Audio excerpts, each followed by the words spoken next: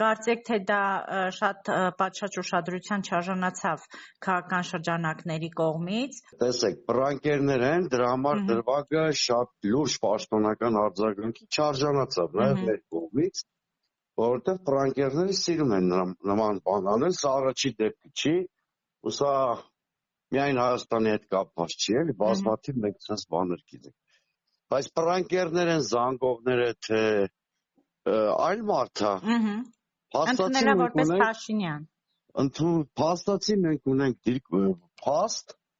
որը բացահայտում է ոչ միայն թուրք պաշտոնյաների կամ թուրք քաղաքական գործիչների վերաբերմունքը մեր եկեղեցու նկատմամբ, այլ ես մի քիչ ավելի մեծ համարձակություն կունենամ, կասեմ նաև գլոբալիստական արևմտյան շրջանակների, եթե նկատի ունենանք այդ մարդու զբաղեցրած պաշտոնը, հա, ՀԱԿ գլխավոր քարտուղարն է։ Այսինքն սա իմ համար նորություն չէր։ Այսինքն այո, այդ մարդը զանգ ընդունել է որպես Նիկոլ Փաշինյանի զանգ, ու եթե նա ցանկություն չունենար կամ պատշաճ պահեր իր կարգավիճակին իրեն եւ չարձագանքեր, մենք կհամարեինք այդ դեպքում բոլորը կհամարեին, որ իսկապես բարձրության վրա են ԵԱԿ-ն, մյուս ստրուկտուրաները եւ չեն միջամտում Հայաստանի ներքին գործերին, բայց մենք տեսանք, որ մեղմ ասած իրանց այդ թեման ծանոթ է եւ իրենք ըստ էության պատրաստ են աջակցել, եթե նման կամ պատրաստ են եղել նույնիսկ աջակցել եւ երբ որ նման խնդրով իրենց դիմել են։ Ամբողջ խնդիրը այստեղ դրա մեջ է կայանում։ Իհարկե ես հիմա կրկնում եմ, շատ չենք պաշտոնականացնում, որտեղ պրանկերներ են։ Ես չէի շեշտը դնի միայն այն հանգամանքի վրա, որ այդ աջակցություն հայտնողը թուրք պաշտոնյա էր, այսինքն այստեղ էդ էլ է կարևոր, բայց չմոռանանք, որ նա շատ պատասխանատու, շատ լուրջ կառույցի ղեկավար է։ Կառույցի գործադիր ղեկավար է այս պահին։ Այսինքն մի քիչ ավելի լայն համատեքստով դինենք, մյուս առումներով բովանդակային ինձ համար նորություն չկա, որովհետև եկեղեցու դեմ պայքարը ես միշտ էլ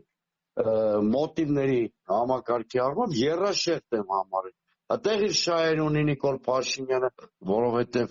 երկրի ներսում դիմադրության օջախ է թուլացնում, այսինքն սեփական իշխանության պահպանման տեսակետից դա շատ կարևոր է, ոնց որ մյուս ինստիտուտներն է, թիրախավորումն է խոշոր կապիտալի բանը։ Երկրորդը, այդտեղ իրենց շահեր ունեն Ադրբեջանն ու Թուրքիան, որովհետև ասենք եկեղեցին ազգային դիմադրության առանցքներից մեկն է եւ այդտեղ իրենց շահեր ունեն նաեւ արևմուտքի գլոբալիստական շրջանակները, որովհետև իրենք մերձավոր արևելքում հայկական գործոնի թուլացման խնդիր ունեն։ Այսինքն այստեղ բազմահարցեր շահերի հանգամանք կա, այս պրանկերների զրույցը դա է բացահայտել, թե չէ իսկապես պաշտոնական գնահատական չեն կարող տալ մի բանի, որը հետո պարզվել է, որ իմիտացիա է։ Այստեղ պաշտոնյայի հնչեցրած իմիտացիա չի։ Դրա համար արձագանքում են քաղաքական առումով, դե պաշտոնական արձագանք չէր կարող լինել, արդեն ասացի ինչ պատճառով։ Պարբերաբար տարբեր քաղաքական գործիչներ ասում են, որ Հայաստանում իրականացում է արտաքին կառավարում, սա եւս մեկ փաստ է, կարելի է դիտարկել եւս մեկ փաստ դրա մասին։ Քանի որ զանգողը Փաշինյանը չի բանը, փաստացի առումով այս մի հեռախոսազանգի պարագայում նման հեռուն գնացող պնդում չեն կարող անել։ Մարդ ասում է ես չեմ զանգել ու իսկապես պարզվեց ինքը չի զանգել։ Բայց որ Հայաստանը առնվազն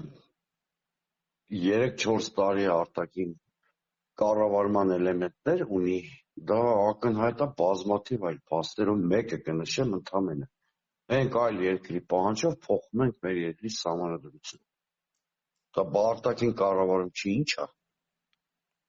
Կամ եթե դա արտաքին կառավարումը չի, արտաքին կառավարումը ո՞րն է։ Պարզ է։ Եվ ինչ վերաբերում է կաթողիկոսի եկեղեցու դեմ արշավին, դուք ո՞նց եք գտնում, կշարունակվի այդ արշավը, այդ հետապնդումները։ Միանշանակ այո։ Ուղղակի Նիկոլ Փաշինյանի մոտ եթե նկատել եք, ռեպրեսիաները փուլային բնույթ ունեն։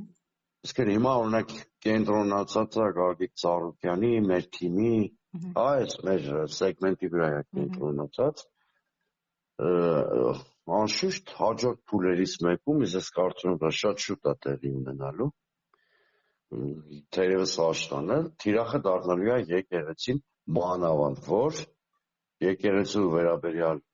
հակասահմանադրական գլուխը առկա էր նաև ՔՊ-ի նախընտրական ծրագրում։ Հիմա ինչ տա խանգարում իրան ասի, որ վստահության քվե եմ ստացել նաև դրա շրջանակներում, ոչինչ, բազմաթիվ բաներ այդ ձևով է, չէ՞, հիշում եք։ Իսկ մենք ունենք դրան դիմադրելու ռեսուրս։ Հասարակությունը, քաղաքական գործիչները, զանգվածային լրատվամիջոցները։ Հույս ունեմ, այո։ Մտահոգություններ իհարկե կան այս թեմայով։